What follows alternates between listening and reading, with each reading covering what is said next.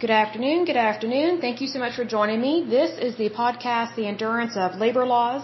I am your lovely host, Lesley Sullivan, and today is episode 130, and we are going to finish up discussing the FBI.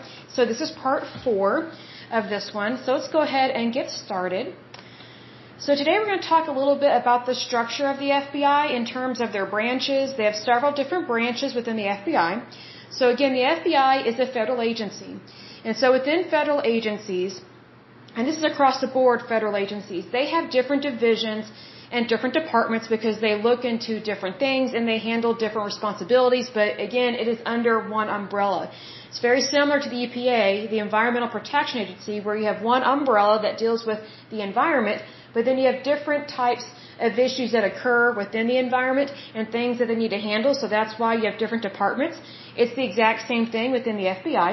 So let's go ahead and take a look at this.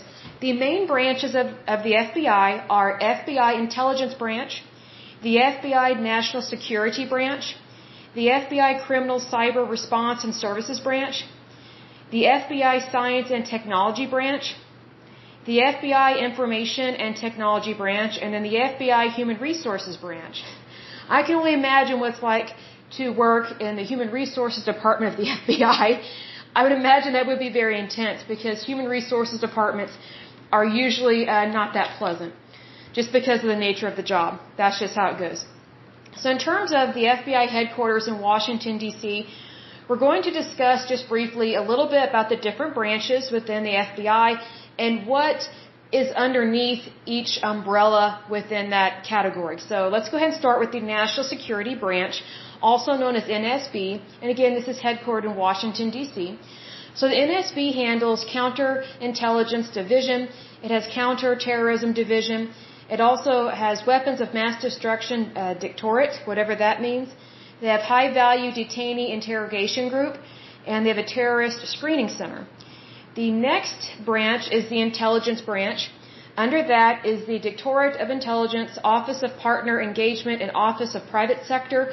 I really don't know what that last one means because the private sector is dealing with companies, basically anything that deals outside of the public sector, so it's non-government sector basically.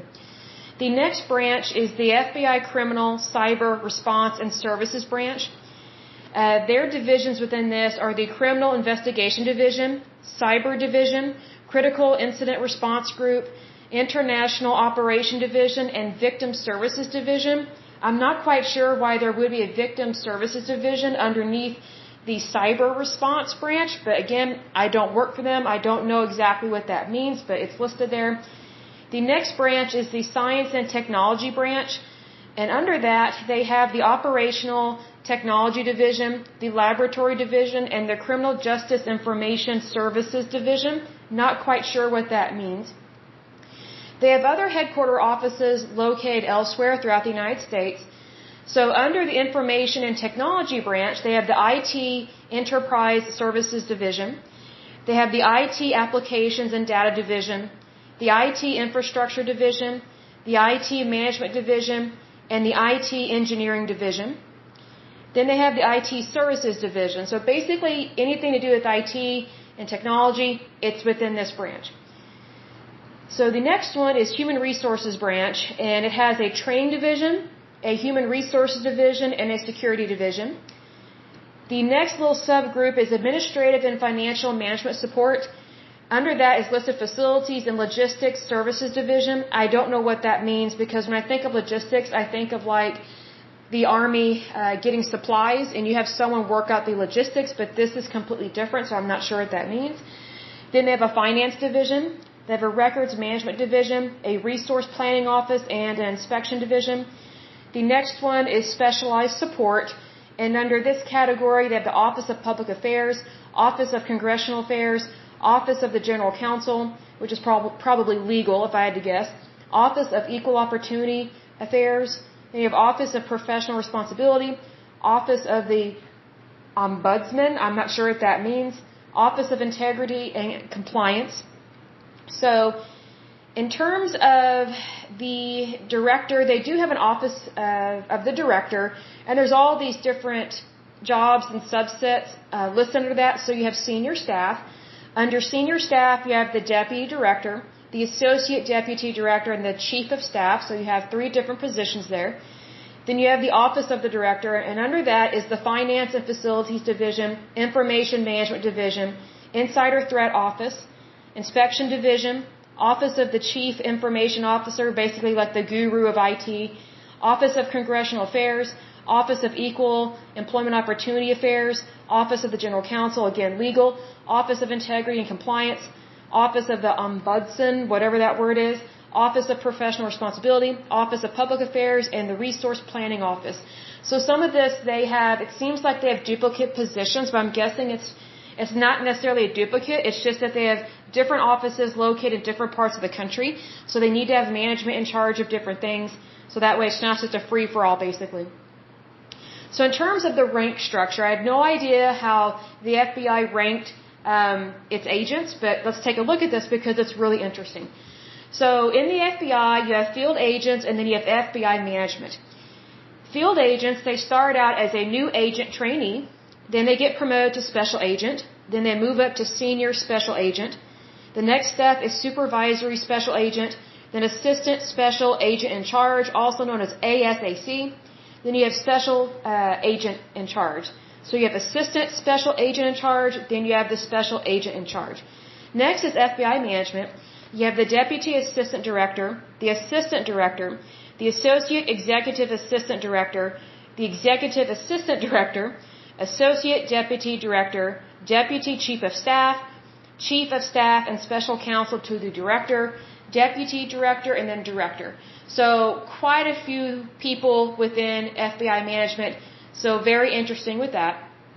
So next we're going to go into, it talks a little bit about Indian reservations, but it's a little tricky with this. So because Indian reservations, I think, have been given way too much power because they've been given permission to act like a government agency within a government because they've been recognized as their own nation, and that's not right to do that. It's like they either want to be American or Native American, but you can't really be both.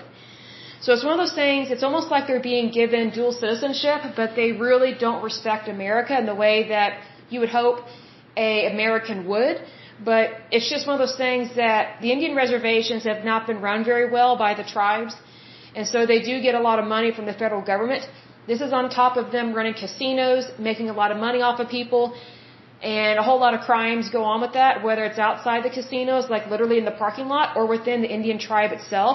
I know this for a fact because I'm from Oklahoma, and our tribes, God bless them, I wish them well, they have a lot of corruption, unfortunately. And we have discussed Indian tribes in times past. Maybe we'll do a podcast, a couple episodes describing the Indian tribes and what exactly happened and why we are in the situation that we are now in regards to bad management, basically. Because for the most part, Native Americans do not have good health care. And the reason why is because they rely primarily on health care that's provided at Indian clinics. Indian clinics are horrible. Not because they're Indian clinics, but because of the lack of quality of care provided by the federal government that's in those clinics. It's not like a regular clinic. Basically, it's just where a lot of Native Americans go to get free birth control, but it's not really a way to help them manage chronic illnesses or chronic conditions or things like that. So I think Native Americans can get way better health care, and they can get way better health care by just being a regular American, going to a hospital, being a part of a regular insurance plan, instead of living off of basically a subset type of socialized medicine, which we know does not work. So it's very sad that Native Americans are not getting the health care that they need, but they're also not going where they need to go. They've been told to go to these Indian clinics when they can go to any clinic they want and get health care. It's just they either will have to pay for it, or they need to get privatized health insurance, or they need to get a job where their employer offers health insurance. Unfortunately, the tribes kind of pressure their people not to participate in the world and to go get proper health care and to have normal banking systems and things like that. It's just how it is with these Indian reservations. It's unfortunate, but it does happen, and it is still happening today. So it says the federal government has the primary responsibility for investigating and prosecuting serious crimes on Indian reservations. I don't completely agree with that because there are so many murders I think some of the worst murders we have here in Oklahoma occur on Indian reservations, and they do not get investigated very well because it's usually Native American crimes, meaning a Native American committed the crime, usually against a fellow Native American, and they tend to not be investigated very well because the tribe tries to pull jurisdiction on that, and so they don't want to investigate their people. So that's why crime is so bad. Also, alcoholism is really bad within these Indian reservations and these Indian families. There is also a very high rate of domestic violence. Very high rate. Like, it's worse than what happens in African American families or white families. It's way worse. It just is. So just FYI, be aware of that. But it says there are 565 federally recognized American Indian tribes in the United States, and the FBI has federal law enforcement responsibility on nearly 200 Indian reservations. That is a lot to investigate and to be in charge of, considering the FBI has to handle the entire United States. So just be aware of that. It says this federal jurisdiction is shared concurrently with the Bureau of Indian Affairs, which that bureau is a complete joke. Office of Justice Services, they don't really provide justice to the Native Americans. It's very sad. It's very much a bureaucracy, and it's socialism, and it's not protecting the people. I think Native Americans would have way better rights just being regular Americans, because then they wouldn't be tied to their reservation anymore. And I think that's how it should be, because Indian reservations are a thing of the past. Technically, they should have never happened, but they are a thing of the past. But unfortunately, you have people that they don't really want the Indian reservations to go away, and sometimes that's part of the tribe. It's very unfortunate, but it does happen. It says here, located within the FBI's Criminal Investigative Division, the Indian Country Crimes Unit is responsible for developing and implementing strategies, programs, and policies to address identified crime problems in Indian country for which the FBI has responsibility. I think that's a joke, because there's so much crime that happens in and around these reservations that it's like the crimes go unsolved for years if they ever get solved. It's really sad. The victims are not given justice, whether they are Native American or not. There's hardly any justice when it comes to crimes that occur on Indian reservation. So it's really sad. It just is. It is a problem. It says the FBI does not specifically list crimes in Native American land as one of its priorities, probably because they're not given priority by Native Americans, their tribes, so that's probably why. Often serious crimes have been either poorly investigated or prosecution has been declined, usually by the tribe. It's not by the FBI. Tribal courts can impose sentences of up to 3 years under certain restrictions. Tribal courts do not do a good job of investigating, much less prosecuting, because they don't want to bring their people into question. It's just how it is. It's very unfortunate. Let's see here. Moving on. There's another section I want to talk about. I wanted to talk about the hiring process. I was not familiar with the hiring process for the FBI, but it's very interesting. So it says to apply to become an FBI agent, one must be between the ages of 23 and 37, unless one is a preference-eligible veteran, in which case one may apply after age 37. The applicant must also hold U.S. citizenship, be of high moral character, have a clean record, and hold at least a 4-year bachelor's degree. I find that all very interesting because, it's kind of hard to prove that someone has a high moral character or has a clean record, if they haven't been caught. That's the problem. And I say this because, as I've said before, I'm from Oklahoma, and Oklahoma sometimes has a bad habit of hiring bad cops. Anybody can lie on a polygraph. Anybody can lie on a personality test or exam, whatever the case may be with that. So you really don't know who a person is until you actually work with them. And just because someone has a clean record, that doesn't mean they haven't committed a crime or actually harmed somebody. I think it's very foolish to just go by those things right there. I think they need to do a better job of investigating people. And I say this across the board. It's not just the FBI.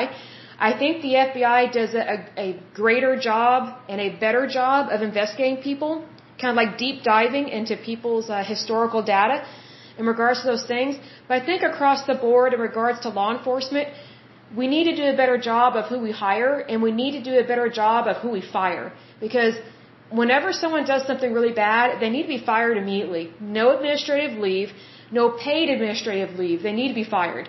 Because unfortunately within law enforcement, sometimes they just keep hiring the same type of people, and then they don't get rid of the bad apples, and then the entire department becomes bad. So that's a law enforcement problem. It's not just the FBI. I think that's a bigger problem within local police departments, because I think they're so desperate to take whoever they can to do the job, because being a police officer is not easy. It's actually a very difficult job. It's very strenuous, very stressful, and those shifts are long and they're grueling sometimes. So it's more or less trying to find someone that's willing to put their life on the line, but yet not go off on somebody when they've had a rough day. Cops are notorious for being rough. They just are. Maybe we should lift up some prayers about that. It says they also need at least 3 years of professional work experience prior to application. They say that's required. I kind of find that hard to believe, because I've met people over the years that they applied, but they did not have professional work history. So I think they make exceptions to the rule, because I know that sometimes they hire people that I think are way too young for this. They may be in their early 20s, but I think it's a mistake. I think you need some more world life experience. I think you need to just have better awareness of how the real world actually works. I think hiring people fresh out of college, especially for these types of roles, these types of jobs, I should say, is a mistake, because they don't understand what real life is like just yet. It's not to downplay their education, not by any means. I'm just saying that they don't have real life experience just yet, and I think that leads to a lot of mistakes. It says all FBI employees require a top secret security clearance, and in many instances, employees need a TS-SCI, which is top secret, sensitive, compartmented information clearance. I don't know what that last one is. It says to obtain a security clearance, all potential FBI personnel must pass a series of single-scope background investigations, which are conducted by the Office of Personnel Management. Special agent candidates also have to pass a physical fitness test, which includes a 300-meter run, 1-minute sit-ups, maximum push-ups, and a 1.5-mile run. I wish that they would do this and more to have people become cops, because I see a lot of unhealthy policemen that I'm like, if they've got a gut, there's no way they could run and be in shape the way that they need to. It's just really sad. It says personnel must pass a polygraph. I think that's stupid, because if you have a heart condition, or if you're nervous, or if you accidentally drink some coffee, your test is not going to be good anyway. So that's just one of those things. It says they must pass a polygraph test with questions including possible drug use. I say, who cares? Because here's the thing. If someone doesn't currently have drugs in their system, that doesn't mean that they haven't used drugs in the past. And just because someone has used drugs in the past, that doesn't mean that they will use them currently or that they will use them in the future. So I think some of these things are a little funky, just things I don't completely agree with. It says applicants who fail polygraphs may not gain employment with the FBI. Up until 1975, the FBI had a minimum height requirement of 5'7". So some of those things have changed over the years. It talks a little bit about the firearms that they are given or that they carry. I don't think that's really important, but I do think they should be armed. Because I do know that sometimes law enforcement get targeted just for being law enforcement, because sometimes people have issues with law enforcement. So I do think that if someone is in law enforcement and or they serve in the military, I think they should be able to, how do I describe this? They should be able to carry a weapon, or they should be able to have a bulletproof vest on, because sometimes, especially our military, sometimes they get attacked just for being in the military. Even though they're living in a civilian life or they're in their civilian clothes, I think they should have the right to carry. So in some instances they do. You have a concealed carry license, whatever that's called. Because I think sometimes it is an issue. Sometimes there are some nutty people out there that they want to take their stress out on law enforcement, which is stupid, because that's violating the law. And if you need to relieve your stress, go exercise, go to a spa, go get a massage, go on a vacation, go on a cruise. There's other ways of handling these things, but sometimes people just don't put the best foot forward, and that's very much not correct. It's not the correct thing to do, I should say. So it talks a little bit about the National Incident-Based Reporting System. This is kind of interesting. It says the National Incident-Based Reporting System, also known as NIBRS, Crime Statistics System, aims to address limitations inherent in UCR data. The system is used by law enforcement agencies in the United States for collecting and reporting data and crimes. Local, state, and federal agencies generate this data from their records management systems. Data is collected on every incident and arrest in the Group A offense category. The Group A offenses are 46 specific crimes grouped into 22 offense categories. Specific facts about these offenses are gathered and reported in the NIBRS system. In addition to the Group A offenses, 11 Group B offenses are reported with only the arrest information.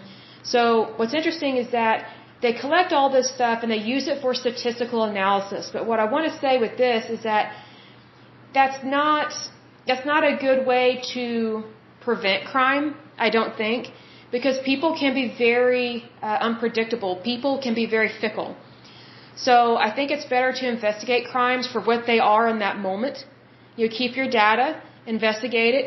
But I think, what we need to remember is that stats don't tell you everything. They're just statistics. It's not the be-all and end-all. So I hope that people are aware of that. Because, another thing, once statistics are published, it's old data. It's historical data. So it's not current, it's not up to date, so just be aware of that as well. The FBI has had some controversies. I'm not going to go through every single one, because the only one that I thought was really interesting was about Robert Hansen. It says, this guy, it's what is described by the U.S. Department of Justice as possibly the worst intelligence disaster in U.S. history. It says Hansen managed to evade the FBI as he simultaneously sold thousands of classified American documents to the Soviet intelligence operatives. So this guy, let me click on him. He was listed previously in this article, but he was raised in the United States, appeared to be a good old-fashioned American guy, and he was a traitor to the United States. He was convicted of espionage, and he was convicted, I think, in 2002, if I remember correctly. And he is now serving a lifetime of imprisonment for that. And I just think it's really sad that you have someone that was born and grew up in the United States, but yet basically sold their soul to the devil, I would say, by being a traitor to the United States and selling top secret information to the Soviet Union, to the KGB, which compromised a lot of investigations. And actually some people died because of it. Like we had agents. Some of our double agents were murdered by the Soviet Union because of what this guy did. Like, he didn't care. He claims that the reason why he was a double agent or why he was a traitor and sold this information was for money. But I find that very hard to believe because he sold so much, but it wasn't billions of dollars. It wasn't like an astronomical amount. Yes, there was money in diamonds, but I mean, it just to me didn't fit the bill for the reason. Now, when I read about this guy, it says that he was raised in a home where his dad was a cop. I was like, oh, okay, I get it. He has daddy issues. His dad was a cop, and he was kind of abusive to him growing up, and he had some problems with that. I think this guy was raised Lutheran, but then he converted to Catholicism, and his wife's Catholic, and I'm not going to mention the wife's name, but, he was supposedly very religious in the Catholic faith, which I'm not surprised by that, because it's like, sometimes with Catholics, they can feel like they can just kind of do whatever they want on the weekends, or do whatever they want during the week or on the weekend, and then just go to confession, and it's all confessed. So it's one of those things that sometimes religion is a problem with things like this, and sometimes religion gives people permission to commit crimes. I've noticed that in the Catholic Church. And the biggest way that I noticed that was with homosexual priests that violated altar boys. So if they're already having those issues, which are a very serious crime and grotesque crime of what I just mentioned, I'm not surprised that there's this other stuff that occurs as well. So it's kind of like the apple doesn't fall far from the tree, right? And what's interesting is that this guy, he was supposedly very religious when he converted to Catholicism, and he was part of like this very religious Catholic group within the Catholic Church. And immediately when I read it, it's like Opus Dei or something like that. I forget the name. I was like, I know exactly what this guy was doing. He was justifying what he was doing at his work and trying to make up for it by being religious in his faith. Well, that doesn't work. It's still being immoral. It's still doing something illegal. It shows lack of character. And also, he put the safety of the United States at risk, which is so horrible, but it's also really dumb, because whenever he put the United States at risk, he put his life at risk, he put his wife's life at risk, and he put his children's life at risk. So he was so consumed with himself and his pain and his sorrow, from his childhood, that he wasn't seeing things straight. He was justifying it all. Make it seem like he's on a cause, he's on a mission. It's like, look, unless you really are on a mission, you're not on a mission. You know what I mean? Like, he was just kind of brainwashing himself, and I think he was trying to just kind of be a spy guy, like that was really popular in the 1960s, like with Sean Connery and 007 and things like that. Sometimes young men, I'm not sure how to describe this, but sometimes young men kind of have this ego issue that manifests itself into their work and their employment, and then they're not doing the job for the right reason. They're doing the job in an ethical manner, but to fulfill this fantasy. I personally think that's what happened with this guy. And I also think he hated the United States because he hated his father. And what's interesting is that before he worked in the FBI, I think he was becoming a chemist or a pharmacist or a dentist or something. I forget which one. So he's educated, but he also became a cop. He became the very thing that he despised and he hated in his dad. So I think it's very interesting, like, people like this, they're disturbed for a reason, and they do not have the best intentions for their family, for themselves, much less their country. But needless to say, he rode right under the radar for years within the FBI, and I guarantee you, there were probably signs of this issue, there were probably obvious signs of this, but it got mishandled, and, I think what happens sometimes is we give people the benefit of the doubt, and you can't do that when you work in law enforcement. And I know that sounds crazy to say that, but, when you work with people in law enforcement, you need to know for a fact that they are always on the up and up. Always. At all times. It doesn't matter whether they've worked there a year, 10 years, 20 years. There's nothing wrong with making sure that someone's moral character is still where it was from back in the day. That's how this guy was able to fly under the radar. And if it was me, if I had been in charge of the FBI back then when they were hiring this guy, I would have researched, okay, what was your home life like? And if he had any kind of issues with his dad, and his dad's a cop, I would not have hired him, because I know what those guys are like. It's like they've got something to prove. And all they're doing is they're just reliving the hurt of what they went through as a child, which is not appropriate for living through that as an adult, because it shows you he has not let it go. And when people don't let stuff go, they're jaded, they're tainted, and they do not have good judgment, which directly shows you how this guy was. He lacked good judgment and did not have good moral character. So that's very unfortunate, but it did happen.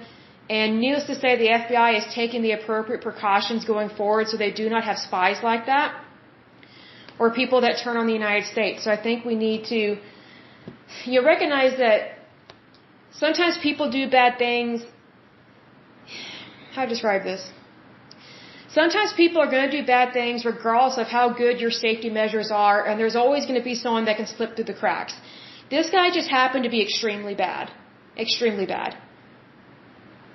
So it's one of those things that I'm not excusing it, not by any means. The FBI should have caught this guy. Like, they should have really looked into what this guy's thinking was, but it just goes to show psychological testing does not always work. Polygraphs do not always work. Having a clean record does not always work, because it did not work with this guy. It didn't show the FBI what he was really like and what his intentions were and what they are. I'm just glad they caught him. I wish they had caught him earlier, because who knows what all the KGB or the Soviet Union still has in the United States. I mean, you have to think about that, but I don't worry about it, but I'm just like, well, God will protect us. I mean, because we're one nation under God, so I'm not worried about that. It's just sometimes you have to take these things with a grain of salt and recognize that you can do everything that you can. You can have every safety protocol, every procedure on the books. It will never, ever deter every type of criminal. It just will not. Why? Because people are fickle and people can be unpredictable. So the good thing about situations like this is that now we can know better what to look for and we can learn from the mistakes. That's the best way to look at that. Instead of getting hung up on the what ifs or why didn't this, why didn't that. You know what? Doesn't matter. It's in the past. So we can always move forward. But that is it for this lovely podcast. And for the last several podcasts, I have forgotten to give a big shout out to my listeners. So I apologize for that. I was just so gung-ho about looking into this stuff because it was so fascinating. But let me give a big shout out to my listeners because I love you guys. You guys are awesome. So let me go down my list because you guys are out there and you're awesome and there's quite a few of you. So a big shout out to Virginia, Oklahoma, Texas, New York, Pennsylvania, British Columbia, Illinois, Oregon, Ohio, Florida, Alabama, Massachusetts, California, District of Columbia, Indiana, Minnesota, Washington, Rhode Island, Colorado, Michigan, Iowa, New Brunswick, Louisiana, Connecticut, Manitoba, and North Carolina. In terms of countries, the United States, Canada, the Russian Federation, the United Kingdom, the Netherlands, Slovakia, South Africa, Japan, and Denmark. So quite a few of you guys. It's wonderful. So good to see all of you. I hope that you're well. So as usual, I will go ahead and end this podcast. But until next time, I pray that you're happy, healthy, and whole, that you have a wonderful day and a wonderful week. Thank you so much. Bye-bye.